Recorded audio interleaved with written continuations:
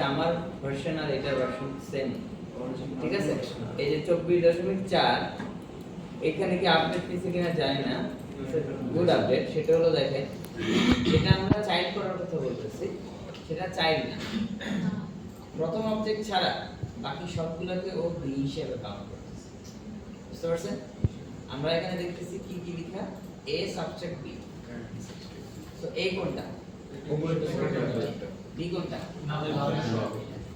এখন এর আগে মানে এর আগের ঠিক ইমিডিয়েট ভার্সন আপনাদেরকে প্রথম ক্লাসে একটা কথা বলছিলাম যে C4D যখন আপডেট হয়, C4D কি হয়, অপশনগুলো হয় আমরা যেরকম সবসময় শিখতাম যে ওই যে টুলের মধ্যে এটা আছে, C4D এরকম থাকে না, যে কোনো একটা টুল সে অন্য জায়গায় নিয়ে যায়, কিন্তু অপশনের নাম চেঞ্জ করে।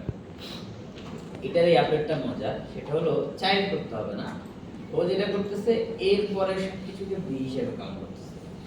বুঝতে পারছি? লেটস সি আমার এখানে কতগুলো থাকবে, পয়সা সাইডে যাব। এটা কি এ, এটা বি, এরপরে সবগুলো বি। বুঝতে পারছি?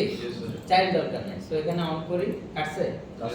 তার মানে আমি এটা এটা এটা এটা যেটাই চেঞ্জ করি এই যে কাটতেছে সব বি হিসেবে মানে এ বি এর পরে যত লাগে এই বি পরে সবগুলাই বি সেইভাবে কাউন্ট করব। ঠিক আছে? এখন তাহলে পাথফাইন্ডারের কাজটা বুঝতে পারছেন? আগে যে চাইল্ডটা করা লাগতো না করা লাগতো এখন করা লাগবে না।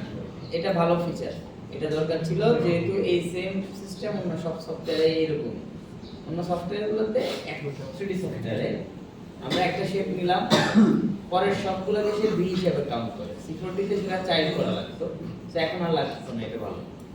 আচ্ছা এখন দেখেন, আমরা স্প্লাইন মাস্ক নেই, এটা দিলাম, এটাকে কাটবো কি দিয়ে? আমি কাটবো হচ্ছে ধরো ফ্লাওয়ার শেপ দিয়ে, রাইট? সো আমি ফ্লাওয়ারটা নিলাম, এখানে যে আমরা দিলাম, বুঝছে? সো এখন আমি কাটছি। এবার আমি আরেকটা রাউন্ড শেপ নিই, রাউন্ড শেপটা এইদিকে রাখবো, সো এটাকে সিম্পলি এটা নিচে দিয়ে দিই, বুঝছে এখন? আচ্ছা, বাট এখানে এর আগে যে জি অ্যাক্সিস সমস্যা করতেছিল, আমি যখন এই চাইল্ড হিসেবে দিচ্ছি তখন ও কোনো কারণে সামনে চলে আসতেছে। সামনে চলে আসলে অসুবিধা কি আমরা সেটা এখন দেখব। এতটুকু তো বুঝতে পারছেন? স্প্লাইন মাস্ক তো ক্লিয়ার? জি স্যার স্যার আমাদের সাবজেক্ট করলাম, আমরা যদি অ্যাড করতে চাই সেই এই যে না দেওয়ার করতে যাচ্ছে না, আমি একটা কাটা থাকবে আর একটা থাকবে, মানে যে ফ্লাওয়ারটা কেটে দিলাম আর উপরটা সার্কেলটা থাকলো। শুধু সার্কেল থাকলে ওটা তো আলাদা অবজেক্ট, বুঝছেন না? এই যে দেখেন, ফর এক্সাম্পল আমার এই সার্কেলটা আছে, কেমন? আমি অন করি, আপনি বলতেছেন ফ্লাওয়ার কাটছে, বলছি কিউবটা থেকে ফ্লাওয়ার শেপটা কাটবে, বাট সার্কেলটা অ্যাড হবে এটার সাথে।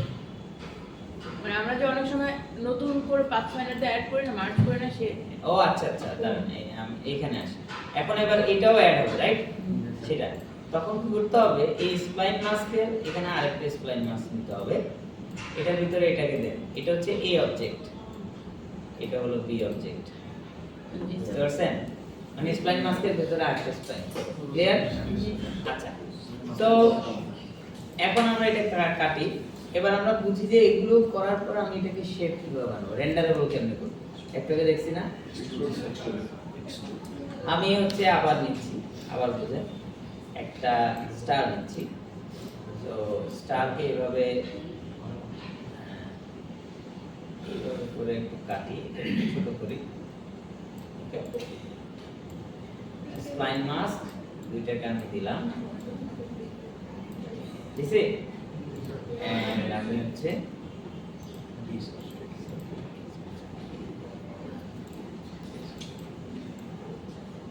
এই কাটছি।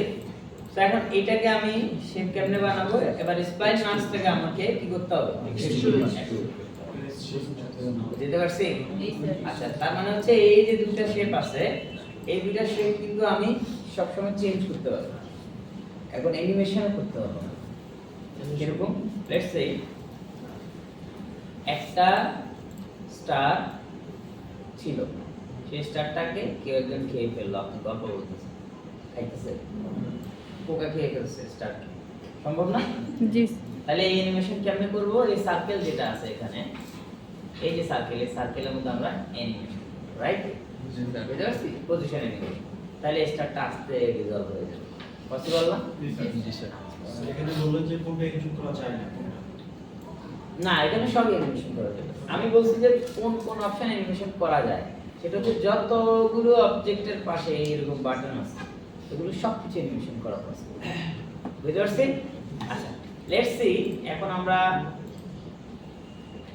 সার্কেলও বাদ দেই, স্প্লাইন মাস্কও বাদ দেই, অনলি এক্সট্রুড হইছে। আচ্ছা, স্টারের এখানে দেখবেন যে এই রেডিয়াস আছে, এটা আছে। এখন দেখেন আমি এটাও 100, এটাও 100, ঠিক আছে? আর ইন্টারমিডিয়েট পয়েন্ট দিলাম হচ্ছে সাবডিভাইড। কেমন? আচ্ছা, এখন দেখেন আমি এখানে এই আউটার রেডিয়াস একটা কি ফ্রেম দিছি, করছে? জি স্যার। কি ফ্রেম দিয়ে আমি একটু পরে দিই, 20 ফ্রেম পরে একটা কি ফ্রেম দিলাম। দেন আমি এখানে বাড়াইলাম, বাড়াইছি আরেকটা কি বুঝছে? সার্কেল থেকে স্টার্ট। এবার আমি এটাকে ই করি, শেপ ক্লিয়ার? এটা মজার না? তার মানে স্পাইনের মধ্যে এই যে যতগুলো জায়গায় অবজেক্ট অপশন আছে সবগুলোতে আমি কাজ করতে পারবো, ঠিক আছে? অ্যানিমেশন করতে পারবো। এই যে নাচতেছে। কেমন বুঝতে পারছি? জি স্যার। সো এবার আমরা আসি যে স্প্লাইন মাস্ক, বুঝতে পারছেন? জি। এখন আমরা শেপের মধ্যে, এই মেশের মধ্যে আছি। তো এই হচ্ছে একটা মেশ, দেখা যায়? তো এই মেশটাকে আমি রাউন্ড করি।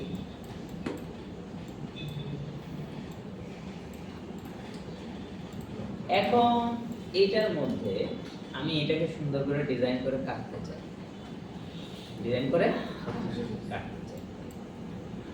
কিভাবে কাটবো? আমি একটা কিউব নেই, পাশাপাশি ডিজাইন করে কাটবো বলতে প্রথমে একটা কিউব নেই, কিউব নিয়ে আমি একটা পাশাপাশি টিউব নিলাম। টপ ভিউ থেকে টিউবটাকে একটু ছোট করি, তারপরে এটার আউটার রেডিয়াস পিছে করলাম, যাবো। রাউন্ড করলাম, সামনে and এখান থেকে দেখে এটাকে হাইট বাড়াইলাম, ঠিক আছে? তো আমি চাচ্ছি যে আমার এই কিউবের এখানে এভাবে করে একটা কাটা শেপ থাকে, বুঝতে পারছি? মানে এই কিউবটাকে আমি এবার আবার কাটবো, বুঝতেছেন? জি স্যার। আচ্ছা, এই দুইটা নিলাম। আচ্ছা, সেম এখানে যে এবার আমি হচ্ছে বল, ওকে? তো এটা নিলাম, এখানেও সেম এ এন্ড বি আছে, এটাও সেম স্প্লাইন মাস্কের মতো। সো আমি এটা সিলেক্ট করলাম, দেন দিয়ে দিলাম। সো এটাকে একটু করে রাখো, কাটছে? কেটে গেছে? জি স্যার। মজার না ব্যাপারটা? আচ্ছা, এবার আমি এই টিউবটাকে বের করে একটা ডিজাইন এলিমেন্টস বানাবো। কেমনে বানাবো দেখেন, এটাকে একটু চিকন করি,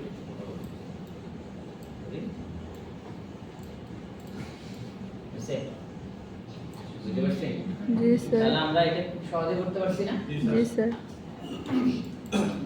এইভাবে করে যদি বুলিয়ান এবং স্প্লাইন মাস্কের কম্বিনেশন করি তাহলে অনেক মজার অ্যানিমেশন করা পসিবল। কিরকম? তার একটা एग्जांपल দেওয়া যায়। তো আমরা এটা তো বুঝতে পারছি? জি স্যার। তো লেটস সি। আচ্ছা, আরেকটা কথা বলে দিই, স্প্লাইন মাস্ক